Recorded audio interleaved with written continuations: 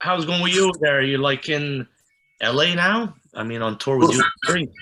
Yeah, we're in Los Angeles. We're at the Sunset Marquee. It's a beautiful day here. Yeah, well, I think we're about 6 or 7 shows in. I'm probably wrong about that, but we're a few shows in, and tour's going well. We've got a show tonight in Los Angeles, and yeah, it's going really well. So basically, how's life on the road in 2022? You know, with COVID and all that stuff floating around, everything's going good with Judas Priest. Yeah, it's not. I mean, COVID isn't the same as it was a year ago or 2 years ago. You know what I mean? I think restrictions have been lifted somewhat in different states, you know, around the world, really. I mean, in England, I think they've lifted restrictions completely. You know, for example, I don't think there's any mask mandates at all in England. I think there's certain states. I think am I right in saying they've lifted them in certain places in California as well, or they're going to? So it's different than it was 6 months ago or a year ago. But I think people are still being careful. People are still being somewhat diligent, you know. But it feels a little bit more relaxed than it was, as I said, 6 months ago or a year ago. It's like that being, you know, on the road all the time, and half your, you know, year is on the road. Sometimes it should take a toll on yourself, you know, because sometimes it's like, why I have to have a mask here? Like it can get confusing, I'm sure, going different places all the time for you. Sure. I mean, we try and keep it within, you know, the rules within our touring crew, really, so that, you know, we all know within our crew what rules we follow, and it's really for, you know, to preserve the longevity of the tour. So we know what rules we're following, so we know, you know, that we're doing everything we can to ensure the life of the tour. We know, you know, fans obviously have, you know, waited a while to see the band because of, you know, COVID and, you know, obviously what happened with me last year. They've waited a while. So if we can do what we can to ensure that we stay safe and then stay on the road to honour those dates, then that's all we can do, really. And Richie, coming back to Halifax, Nova Scotia, it's been 7 years since you were at the Scotiabank Centre. Do you find time passes quick? Because it's like, it was just like the other day, I went to see Judas Priest in Halifax, but it's 7 years ago. It's a crazy thing, time, especially these last couple of years. Don't you agree? Like the whole COVID time, it's just been a weird thing. Like time isn't passing like it used to. It's gone, as you said, you know, it was 7 years ago. It seems like maybe 2, you know, but it's weird the way time goes these days. I mean, I remember it like it was maybe 2-3 years ago.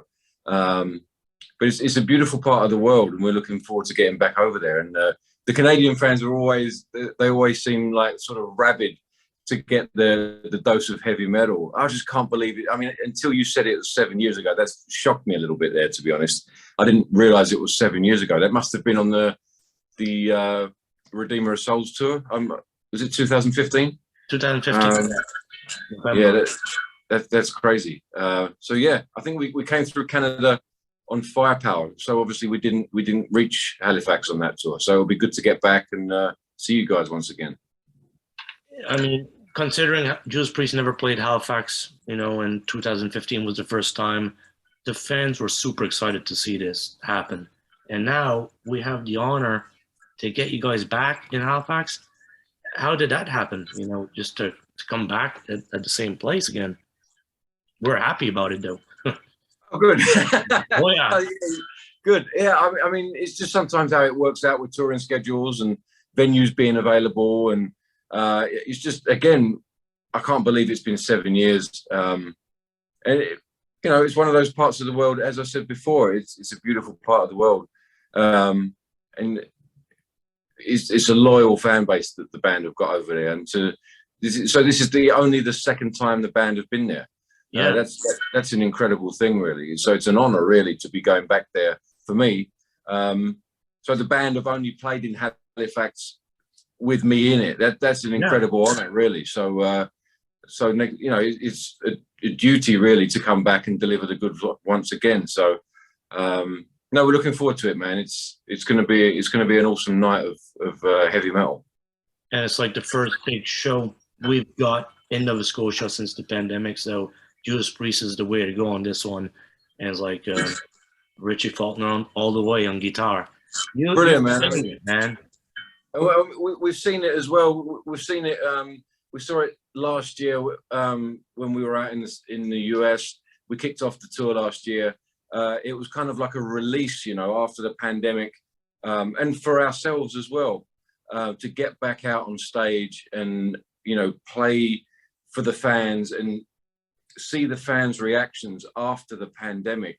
The lockdowns and all this stuff that we've had to go through, to be able to go out into the metal community again and experience live music was really something to behold. Not, as a fan as well, seeing the fans and being a fan after all this kind of pent up energy of being at home or, being out of work or whatever the circumstances might have been, to be able to come together again at a heavy metal show again was quite the experience to behold. So to bring that back to Halifax, again, after 7 years, it should be a rocking night, man. I'm really excited for it now.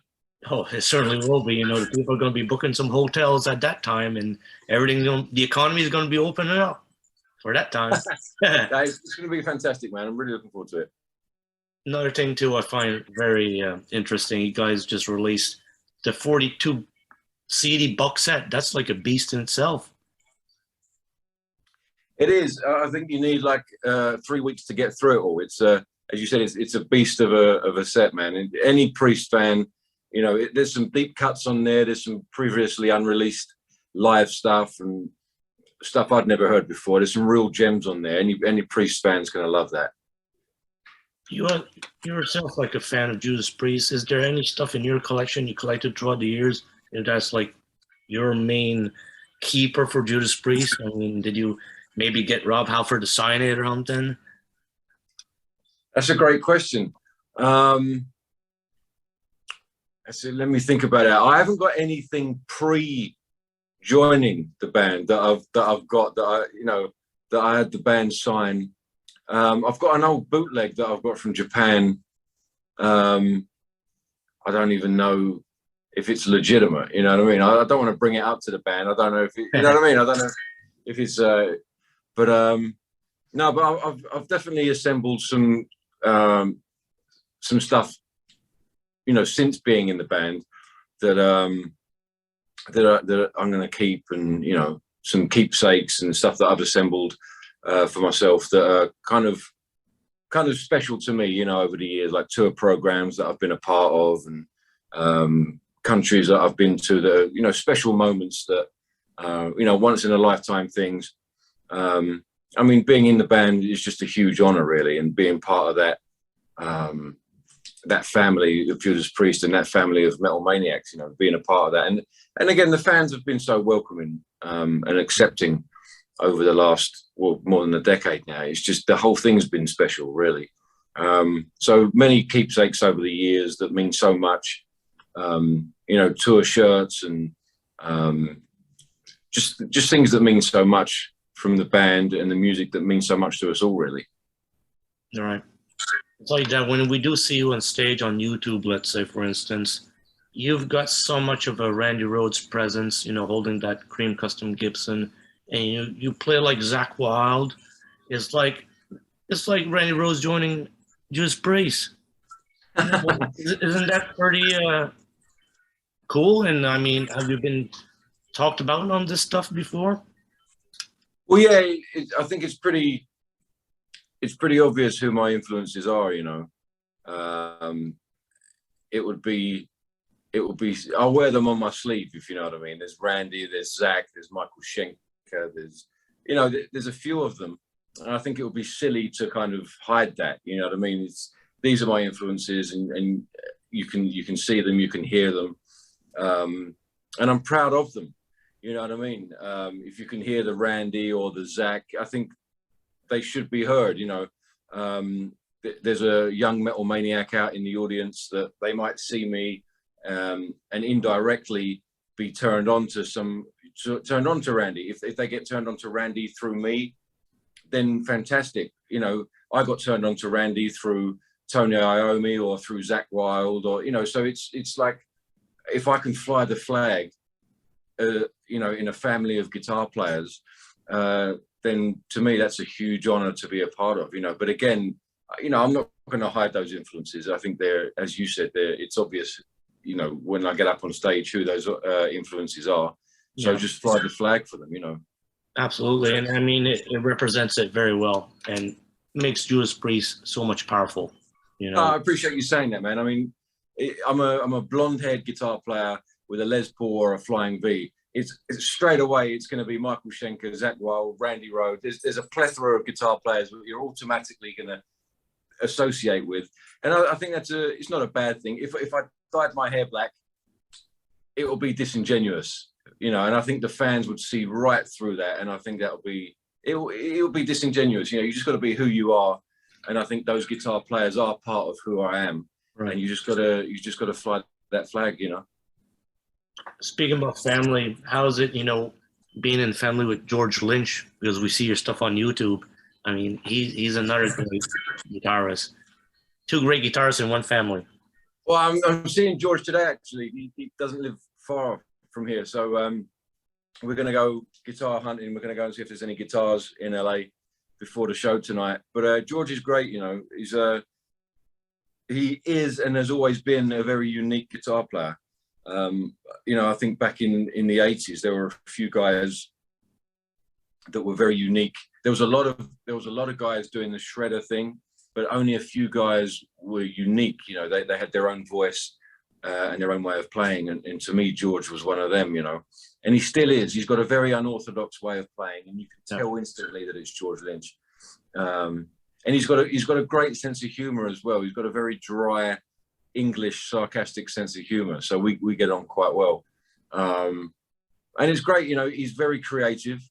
He never stops, you know, he's always writing something, or he's always touring something. He's always putting something out, you know, whether it's writing or playing live. He's dedicated to the cause, and it's great to see. I think he's mid-60s now, so it's great to see in a man of his years, shall we say. Right. But no, he's a great guitar player, great guy, and no, I'm proud to be in the family with him, you know. It's like that. He's immortalized in, you know, his promo videos, as you're being immortalized yourself in your promo videos with Judas Priest. And image represents itself very well for younger beginner guitar players to approach and look at and say, I want to become this guy. Well, it's very kind of you to say. I mean, in the same way maybe that I did look at those guys, and, you know, it was work ethic. It was, for me, it was never about the, you know, my favorite bands were never really about the partying and the chicks. It was always, it was about the playing and the, you know, the technicality, and it was, you know, it was about that kind of thing. And that was the role model for me, you know. So again, if I can take from the people that went before and kind of inspire people in the future in the same way,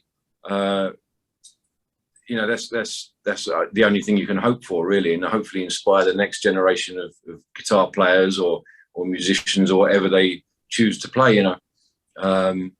And Priest have been those role models as well, really, for me. They were never sort of reckless or, you know, what's the word? They were just good. It was all about the music. It was good music. It was, you know what I mean? It was good stuff. You know, Iron Maiden, Priest. There was some good bands out there that you could listen to and latch onto and learn a lot from. And I've learned so much being in Priest, and, you know, being on the inside as well, which hopefully I can take into the future too. Yeah, it's like that. Bands like that have spent good messages and deliver good messages too out. You know, we see it on social media. That's excellent. You know, because the fans need that. You know, from you guys. Yeah, I think you're right. I think you mentioned social media. You know, the connectivity that bands have with the fans these days is something that we didn't have before. Sometimes it's a good thing, sometimes it's a bad thing, you know, but it's there. And if you're a young guitar player or a young drummer or a singer, you've got the ability now to connect with the bands that you like, and you know, that turn you on musically, and you can see what they do, you can see where they are or what they're about, and you can really connect with them. So I think that's a great thing that the internet has brought to this generation, you know. It's the magazine of today, basically. It's that Metal Edge magazine or Rip, you know. Absolutely, absolutely.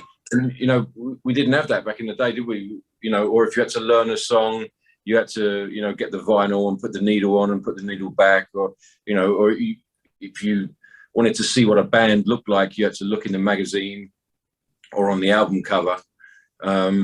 These days, you can see what a band had for breakfast this morning, or you know, whatever it may be. But it's definitely a level of connectability or connectivity that was never there before. So that's a great thing if you're, you know, you want to find out these things. One final thing, Richie, a day in the life in the studio versus a day in life on tour for you. How's the difference, and how do you view it? Is it like easier on tour or easier in the studio? It's definitely a different mindset. Is obviously there's a lot more traveling going on the road, you know, which is you know, a mental thing in itself. You know, you've got a lot of moving around, so you've got to get your head in gear for that. Whereas in the studio, obviously it's a bit more localized, but you've got to get your head in gear for the creative side of things. So it's, you know, different parts of your brain really you've got to engage, and both obviously on the road you've got the live show, in the studio you've got the recording side of things. So it's a different part of the different magic, you know, different part of the creative process. I always find the live show to be slightly creative as well, because I'm slightly improvisational, you know, so it's slightly different every night, if you know what I mean. Right. I'll play slightly different solos, which is a joy, really. KK was always, I always found him to kind of go on the vibe of the night, you know. So like Jimi Hendrix, you know, he plays slightly different every night. So I do a bit of that as well. So slightly creative. In the studio, it's the same, but you're putting down something that's going to be around forever, and you're making a statement creatively as well. So, you know, so it's different parts of your brain. And then it's obviously, as I said, the traveling around, and you know, planes and buses, and so it's you know, it's all part of why we do it, you know. And I think the end goal is the same. It's putting music out there. It's getting music out to the fans. It's expressing music, and that's why we love doing it. You know, sometimes it's tough, but you know, it could be it's the toughest thing in the world sometimes, but that's why we do it, because we love it so much, you know. Mm-hmm. Very well said. Like an academic speaking, like a university professor almost. It's the truth, though, man. You know, you know, you have a passion for something when, you know, sometimes I could probably speak for every musician. There's been a time in their music career when they've wanted to quit, and they've thrown the guitar, and they wanted to, I'm not doing this anymore, you know, I've had enough. And then next week you're back in there with the guitar writing another song, because it's who you are, and you know, it's the passion, and the passion gets you through those things. And that's when you know you're stuck with it for life, I'm afraid, you know. Yeah. I think a lot of people are stuck with it, you know, even if you're just playing little localized bars for $20, or, you know, playing stadiums. You know, that's fantastic. We're doing it. Yeah, absolutely, absolutely. And I'll tell you what, if I wasn't playing stadiums, I'll be playing local bars for $20. It's in your blood, you know. You can't stop it. So you know, people don't. As I think people have said this before, you don't retire from this. You know what I mean? If you know, if you might retire from a band or whatever, but you'll be down the pub next week with another band playing the Rolling Stones covers or something, you know what I mean? It's in your blood, you know. So Yeah. Well, keep up the great work. It's great to see you on tour with Judas Priest. You're an incredible guitar player in my eyes. Love your stage presence. One other thing, it was great to see Glenn Tipton on stage too the other night. Ah, yes, That's yes. awesome. It's always a joy, and obviously we kept it a secret. We never know when Glenn, or we know when Glenn's going to come out, but we never know in advance. You know, it's always when he feels like he's able. So we don't announce it just in case he can't. You know, we don't want to say something and then he can't make it. And seeing the fans react when Glenn comes out, and obviously everyone knows what Glenn's going through and what challenges he's facing. Yeah. It's quite an emotional experience. You know, we see tears and we see smiles. It's quite an emotional experience, and it's just a testament, really, to Glenn. And even though he's going through what he's going through, there he is. And I think whatever you're going through in life, I think you can look at Glenn as an example. If he can do it, so can we all.